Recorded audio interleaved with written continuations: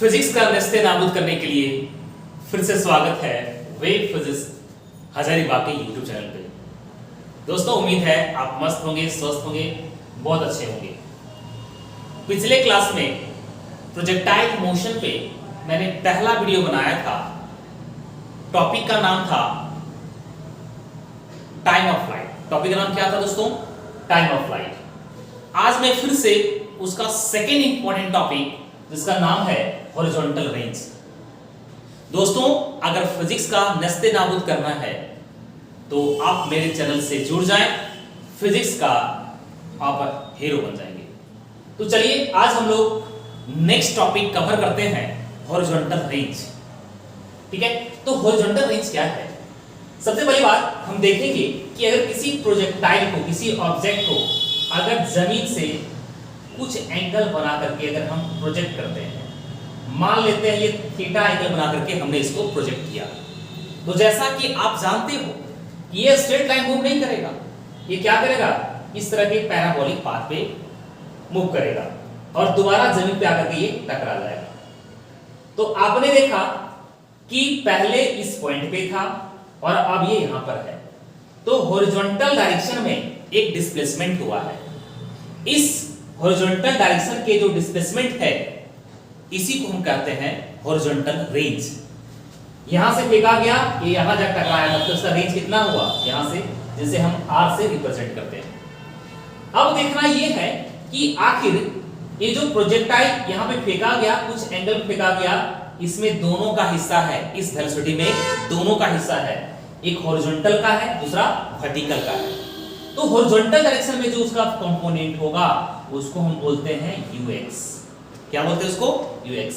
और vertical component को हम बोलते हैं uy, है ना?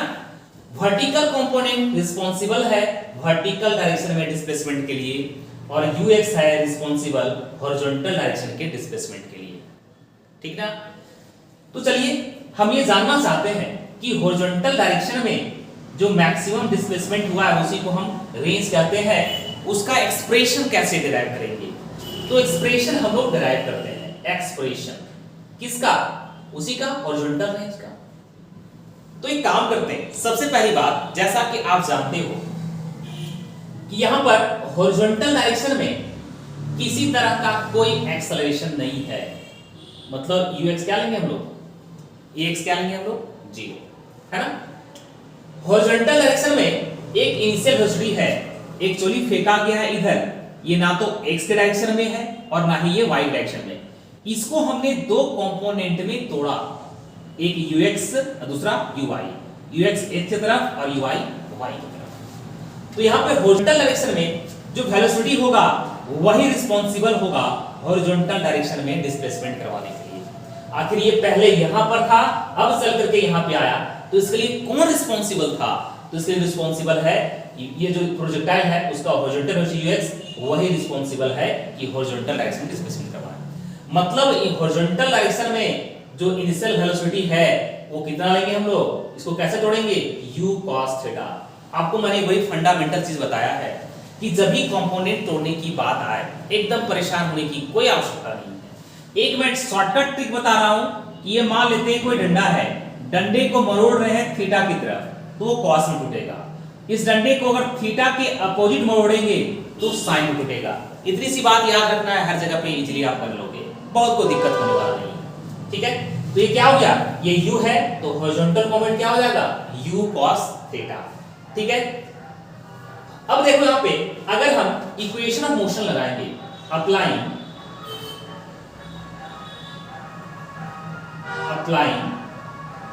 इक्वेशन ऑफ मोशन,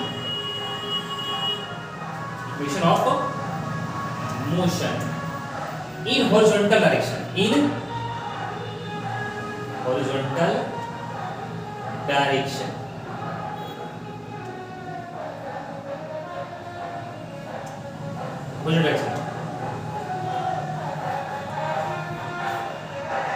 वैसे जानते हैं s बराबर ut plus half at square. अगर x डायरेक्शन में मोशन की जब हम बात करेंगे तो जहां s है वहां क्या ले लेंगे हम लोग?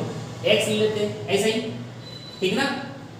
और उसको क्या बोलेंगे, जो डायरेक्शन होगा उसको हम रेंज बोलेंगे, उसको क्या बोलेंगे, उसको हम लोग रेंज। हॉरिजॉन्टल डायरेक्शन डिस्प्लेसमेंट होगा क्या बोलेंगे, उसको रेंज।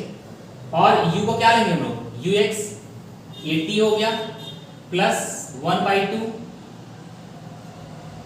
ax t स्क्वायर, सबका वैल्यू पुट करेंगे। ux क्या होगा, u cos थीटा, ये हमारा क्या होगा u cos theta into t।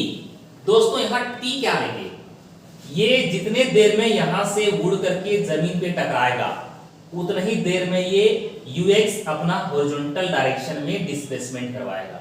एकदम ध्यान से सुनिएगा, जितना देर में ये प्रोजेक्टाइल यहां से उड़ करके जमीन पे आएगा उतना ही देर ux को मौका मिलेगा कि तुम हॉरिजॉन्टल डायरेक्शन में डिस्प्लेसमेंट करवाओ। और यहां से यहां तक उड़ करके आने में जो टाइम लगता है उसी को तो टाइम ऑफ फ्लाइट कहते हैं। मतलब कि यहां से यहां तक आने में जो उसको टाइम दिया जाएगा वो किसके बराबर होगा, टाइम ऑफ फ्लाइट के बराबर होगा। ठीक है, यहां टाइम ऑफ फ्लाइट का वैल्यू कितना है, ये टाइम ऑफ फ्लाइट कितना वैल्यू था, 2u sin theta by g, 2u sin theta by g।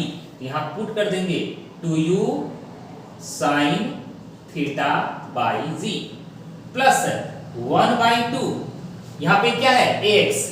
Horizontal direction में किसी तरह का कोई एक्सेलरेशन नहीं है, सिर्फ वर्टिकल डायरेक्शन में है जो कि इसके परपेंडिकुलर है, तो कोई काम नहीं करेगा इससे। ठीक है ना, तो यहां पर क्या लेंगे इसको हम 0 इनटू t, फिर क्या लेंगे 2u sin theta by g का होल स्क्वायर। दोस्तों ये पूरा टर्म क्या हो जाएगा, 0 हो जाएगा।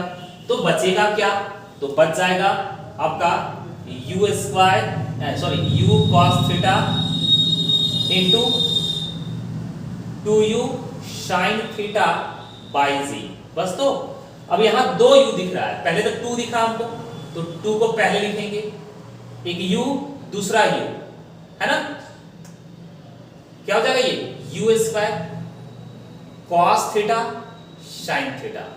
एक काम और कर सकते हो कि पहले हम ऐसा करें कि u स्क्वायर को हम पहले रखें into 2 sin theta cos theta by g। हम कुछ नहीं किए हैं, हम अभी यहाँ पे कुछ नहीं किए हैं, बस लिखे हैं, इसको ऐसे लिखे हुए हैं।